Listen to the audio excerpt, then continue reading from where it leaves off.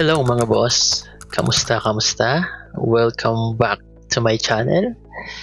Alright, kung bago ka pa lang sa crypto at gusto mong matutunan ang tamang paraan ng spot trading, nasa tamang video ka. Okay? So sa video na ito, tuturuan ko kayo step by step kung paano bumili ng cryptocurrency gamit ang spot trading. Well, pag-uusapan din natin kung paano bumili ng tamang coin, paano gamitin ang DCA at mga simpleng technique para makaiwas sa mga karaniwang pagkakamali ng mga beginners. Okay? Kaya siguraduhin mo lamang na tapusin itong video nito dahil ito ang magiging unang hakbang mo para matutong mag-invest or mag-trade sa crypto ng mas maayos. Alright guys, simulan natin sa pinaka-basic. Ano nga ba yung spot trading? So sa pinaka-simpleng paliwanag, ang spot trading ay katulad lang ng pagbili mo ng paninda sa palengke, pero ang kaibahan ay sa digital world. So yung konsepto lang nito ay buy low, sell high. Ngayon naman guys, pumunta tayo sa actual interface ng trading app mo. So gamit natin ay si BetGet. So kapag nag-click ka ng buy, may dalawang pangunahing klase ng orders na makikita mo. So ito yung market order at yung tinatawag nating limit order. Alright, ano yung pinagkaiba nila? So sa market order, pag gusto mong bumili ng crypto, so halimbawa ang presyo ng Bitcoin ngayon is $60,000, gusto mo bumili agad.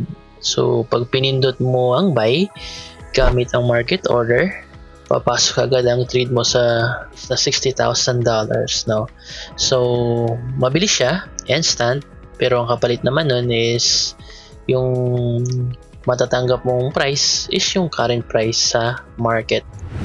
So ano yung pinagkaiba nila ng limit order? So ito naman yung ginagamit kapag ayaw mo ng kasalukuyang price, or gusto mong bumili pa ng mas mababa. So halimbawa, ang price ngayon ng Bitcoin ay $60,000, pero alam mo sa sarili mo or pakiramdam mo na bababa pa ito sa $55,000, kaya gagawa ka ng limit order at ilalagay mo ang target price mo na $55,000.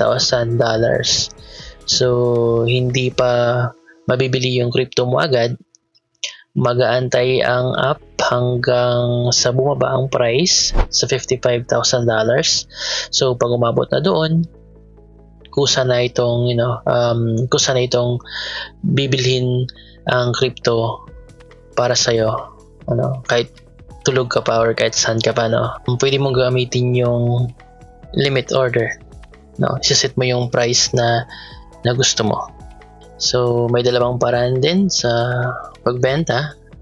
Pareho lang sa pagbili, market sell.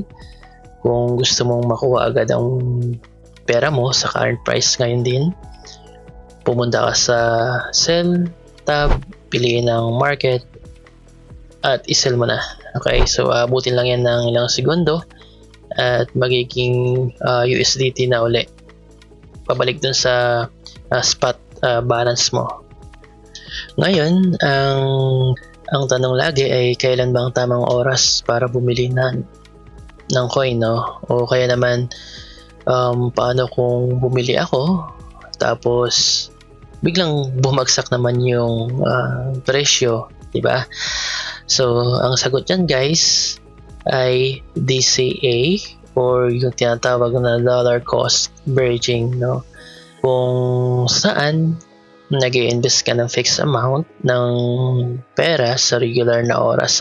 So kung ano man yung price ng crypto, mataas man ito or mababa. Example, mag-i-invest ka ng 1,000 sa Bitcoin, So unang buwan mataas yung price, kakaunti lang yung nabili mong Bitcoin. Sa kasunod ng buwan naman bumagsak yung presyo.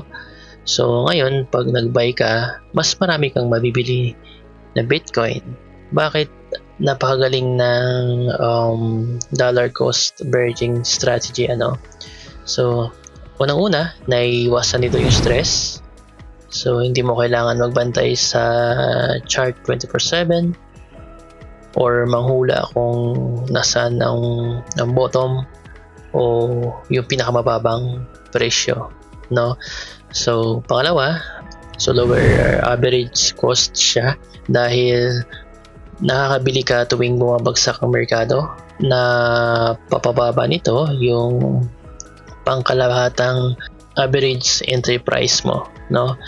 Pangatlo, kailangan din dito is yung tinatawag nating discipline, no? So kailangan ng disiplina. Tinuturuan ka nitong mag-invest ng tuloy-tuloy nang hindi naapektuhan ng takot or yung tinatawag nating kasakiman or greed, So kung ikaw ay may regular na trabaho at walang oras sa day trading, so bagay sa ito yung DCA sa spot market. Para sa akin ito yung pinakamagandang discipline system na magagamit mo. Alright guys, so bago natin tapusin ang video na to, ito yung 3 golden rules sa spot trading na dapat mong tandaan, okay? Number 1 rule, risk management. Huwag na huwag kang mag-invest ng perang kailangan mong pambayad ng renta, pagkain, or either emergency bill nyo, okay? So mag-invest lang ng perang kaya mong mawala. Alright? So pangalawang rule, do your own research, okay? Huwag bumili ng coin dahil lang nakita mo sa TikTok o sa social media or sabi ng kaibigan mo. So alamin mo kung ano ang proyekto sa likod nito. Pangatlo, control your emotions, okay? So kapag pula yung merkado at bumaba ang presyo, huwag mag-panic sell. So hanggat di mo binebenta sa spot, di pa yan totoong lugi, okay? So lagi nyo tandaan yan guys, no? So kung may mga katanungan pa kayo guys or may part na hindi mo masyadong naintindihan, so mag-comment lang kayo sa ibaba, sasagutin natin yan. At huwag mo ring kalimutang i-like at i-share yung video na to. Mag-subscribe ka na rin para sa mga susunod pa nating crypto tutorials, no? So maraming salamat sa panonood at kita-kits tayo sa susunod na video.